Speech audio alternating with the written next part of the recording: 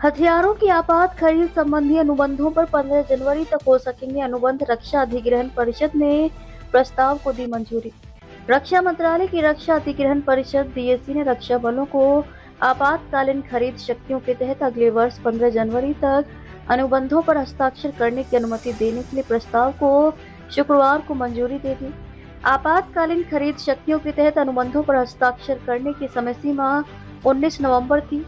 ये शक्तियां रक्षा बलों को ऑपरेशन सिंदूर के बाद दी गई थी ताकि वे भविष्य के संघर्षों के लिए तैयार हो सकें। रक्षा सूत्रों के अनुसार रक्षा मंत्रालय में शुक्रवार को डीएसी की बैठक में इस प्रस्ताव को मंजूरी दी गई।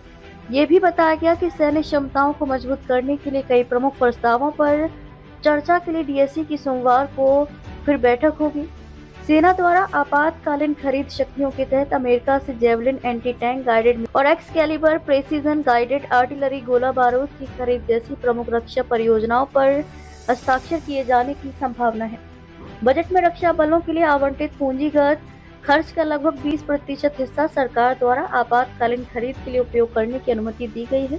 मंत्रालय ने कठोर रुख अपनाया है कि आपातकालीन खरीद मामलों में देरी की अनुमति नहीं दी जाएगी और यदि अनुबंध पर हस्ताक्षर करने के 1 वर्ष के भीतर डिलीवरी नहीं की गई तो डिफॉल्टर के खिलाफ सख्त कार्रवाई की जाएगी। रूस ने 4 वर्षों में 22 गुना बढ़ाया हथियारों का उत्पादन। रूस ने बीते 4 वर्षों में यूक्रेन युद्ध के दौरान अपने हथियारों और गोला बारूद का उत्पादन 22 गुना बढ़ाया है।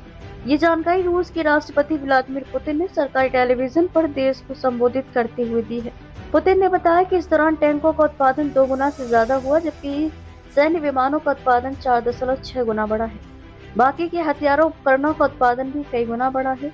रूसी सेनाओं के सर्वोच्च कमांडर पुतिन ने कहा, यूक्रेन में चल रही लड़ाई का स्वरूप बदलता जा रहा है, इसलिए हथियारों और गोला बारूद का उत्पादन बढ़ाया गया है।